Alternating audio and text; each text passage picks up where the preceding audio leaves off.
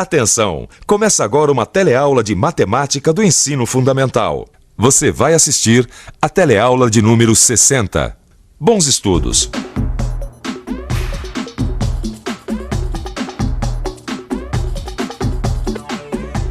Olá! Que a matemática está presente no dia a dia de todo mundo, isso já está mais do que claro para a gente. Qual o dia que alguém não faz uma conta mental, de cabeça, ou resolve um pequeno problema de matemática? Vamos conferir essa afirmação na prática? Amigo, por favor, você já usou matemática hoje? Sim, usei. Para quê? Olha, para os cálculos de despesas orçamentárias domésticas. Já. Para quê? Eu tô fazendo cursinho, né? Então eu tive 2 aulas de matemática hoje. Já. Para quê? Para contas. Fazer contas. Que tipos de conta? Passar troco. Eu usei na escola só. Para quê? Fazer conta, né? As expressões matemáticas. Come um cachorro quente, você tem que saber quanto que vai pagar, quanto que você tem no bolso. Para tudo você usa matemática, até para ver as horas, né? Pelo visto, a matemática está mesmo presente no dia a dia de todo mundo. Por isso, na teleaula de hoje, a gente vai recordar algumas propriedades das operações com números naturais. Propriedades que são muito úteis no cálculo mental. Por isso, nossa teleaula não vai ficar só nisso não. Você também vai rever o estudo das expressões numéricas, as regras para calcular o seu valor e os sinais de pontuação usados nas expressões.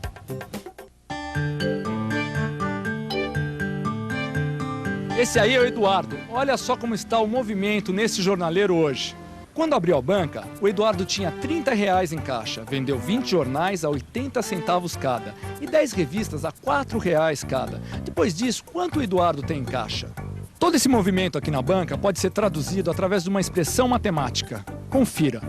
Ele tinha R$30 em caixa, vendeu 20 jornais a 80 centavos cada e mais 10 revistas a R$4 cada. Esse tipo de expressão, que apresenta uma sequência de operações com números, é chamada expressão numérica.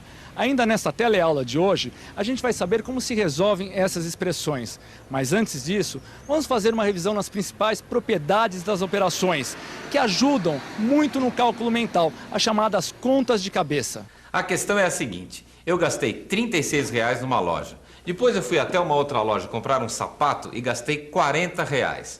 Aí eu fui para casa e gastei R$4 de táxi. Aí eu pergunto, quanto é que eu gastei ao todo? Você quer que eu faça essa conta de cabeça? Exatamente, olha, R$36 numa loja, R$40 em outra loja e R$4 de táxi. Seu Joaquim, eu não tô com cabeça para fazer isso. Que isso, Zé, que essa conta dá 80 e olha que eu fiz de cabeça. Veja só como é simples. A conta é essa, 36 mais 40 mais 4.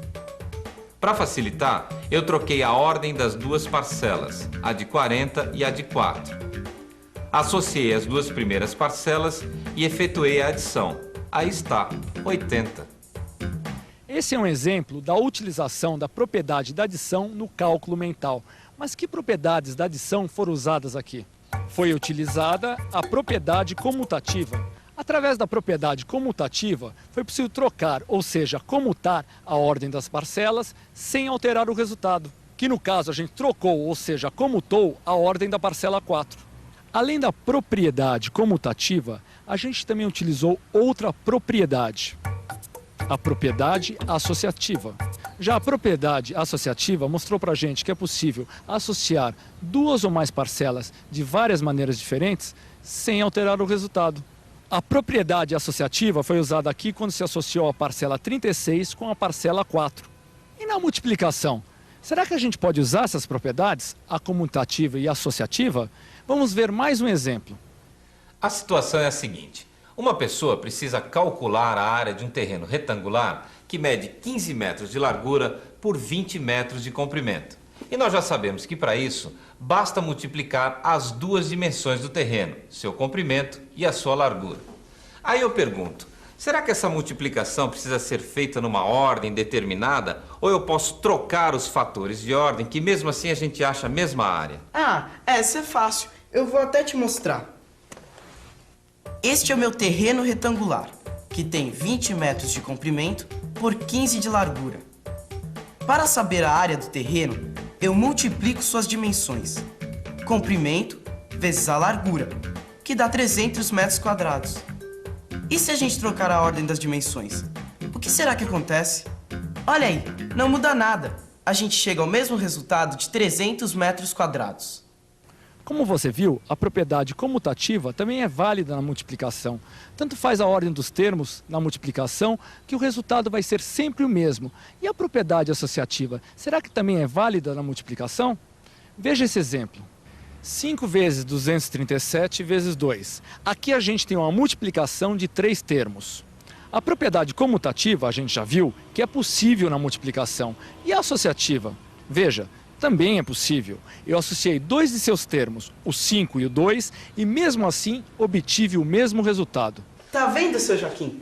Tanto a propriedade comutativa como a propriedade associativa podem ser usadas na multiplicação. Gostou? Gostei, mas o desafio não para por aqui, porque nós falamos da área do terreno. Agora eu quero falar do perímetro. Perímetro é a soma das medidas dos lados, certo? Certíssimo. E já que o perímetro é a soma das medidas dos lados, eu posso escrever essa expressão de 2 maneiras. Este é o terreno. Para achar seu perímetro, eu posso somar as 2 dimensões e multiplicar o resultado por 2, que dá 70. Ou multiplicar cada uma das dimensões do terreno por 2 e somar em seguida os resultados, que também dá 70.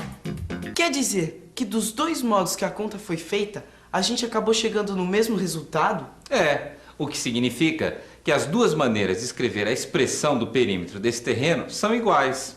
Tanto faz eu escrever 2 vezes 15 mais 20, como escrever 2 vezes 15 mais 2 vezes 20. Esta é a chamada propriedade distributiva da multiplicação em relação à adição. Mas será que essa propriedade que a gente acabou de ver, a distributiva da multiplicação, também é válida em relação à subtração? Ou seja, quando a gente tem vários termos que se multiplicam e se subtraem, a gente pode fazer a mesma coisa? Veja essa conta, por exemplo. Precisando calcular mentalmente a expressão 38 vezes 1456 menos 28 vezes 1456, como será que é possível facilitar esse cálculo usando a propriedade distributiva? Vamos ver? Olha, escrever 38 vezes 1456 menos 28 vezes 1456 é o mesmo que escrever 38 menos 28 vezes 1456, que dá 14.560.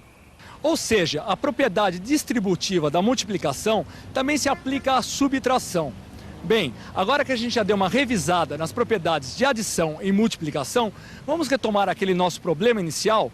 Você se lembra? A questão era a seguinte: quando abriu a banca, o Eduardo tinha R$30 em caixa, vendeu 20 jornais a 80 centavos cada e 10 revistas a R$4 cada. Depois disto, quanto o Eduardo tem em caixa? A expressão numérica deste cálculo ficou assim. Ele tinha R$30 em caixa, vendeu 20 jornais a 80 centavos cada e mais 10 revistas a R$4 cada. Essa expressão, como você está vendo, aparece as operações de adição e multiplicação. Agora me responda uma coisa: que operação a gente deve fazer primeiro, a adição ou a multiplicação? Será que essa ordem altera alguma coisa no resultado final? Vamos ver? Primeiro vamos fazer as operações na ordem que elas aparecem. Somo 30 a 20, multiplico o resultado por 0,80, somo 10 e multiplico por 4, que dá 200. Aí, neste caso, a gente efetuou as operações na ordem que elas apareceram. Agora vamos fazer primeiro as multiplicações e depois as adições. Veja o que acontece. 30 mais 20 vezes 0,80 mais 10 vezes 4 é igual a 30 mais 16 mais 40, que é igual a 46 mais 40, que é igual a 86. Efetuando primeiro as multiplicações, eu chego ao resultado de 86. Mas os resultados deram diferentes. E agora, qual é o certo? 200 ou 86? Tá vendo? Como você viu, para resolver as expressões numéricas, a ordem das operações pode sim alterar o resultado. Mas como é que eu sei que operação deve ser feita primeiro? Bom, para evitar dúvidas como essa, foram criadas regras, que são as regras para efetuar expressões numéricas. E que regras são essas? Quando você tem uma expressão numérica, em primeiro lugar, a gente faz as multiplicações e divisões na ordem que aparece. Depois disso, efetuamos as adições e subtrações também na ordem que aparecem. Então, se as multiplicações e as divisões devem ser feitas antes das adições e subtrações, Então o resultado da questão onde a gente calculou o ganho do jornaleiro é 86. Isso. E por quê? Porque para chegar ao resultado de 86, a gente fez primeiro as multiplicações e depois as adições.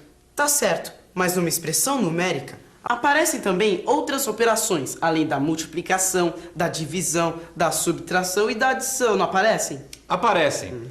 A gente também pode ter a potenciação e a radiciação, por exemplo. E aí, quando surgirem a potenciação e a radiciação, como é que fica? Caso isso aconteça, elas deverão ser feitas antes mesmo das multiplicações e das divisões. Ou seja, a potenciação e a radiciação são as primeiras operações que a gente resolve numa expressão numérica. Você entendeu a ordem que as operações devem ser efetuadas numa expressão numérica, não entendeu? Primeiro, a gente resolve a potenciação e a radiciação. Depois, a multiplicação e a divisão. E por último, a adição e a subtração. Mas a ordem das operações numa expressão numérica ainda tem regras que devem ser obedecidas. E que regras são essas? São as regras ditadas pelos sinais de pontuação. E os sinais de pontuação, você se lembra quais são, não lembra? São os parênteses, os colchetes e as chaves. E sabe como ficam as operações de expressões numéricas com sinais de pontuação? Ficam assim, ó. Primeiro, a gente resolve as operações dentro dos parênteses. Depois, as que estão nos colchetes. E, por fim, os cálculos que estão dentro das chaves. Para ver na prática como se resolve uma expressão desse tipo com sinais de pontuação, veja este exemplo. A primeira operação a resolver é a que está dentro dos parênteses. 0 dividido por 7 dá 0.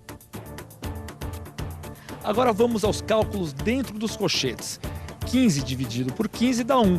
E por fim, resolvemos a operação que está dentro das chaves. 20 menos 1 dá 18. Agora ficou fácil. 100 menos 18 dá 82. E atenção, se liga aí que é hora da revisão. Na teleaula de hoje, a gente reviu algumas propriedades da adição e da multiplicação. A gente também revisou o estudo das expressões numéricas, as regras para calcular o seu valor e os sinais de pontuação usados nas expressões. E aí, deu para rever as operações? Então por que você não abre seu livro e lê tudinho sobre essa teleaula? Desta forma, pode acreditar, você nunca mais vai esquecer as operações. Combinado? Até a próxima. Tchau!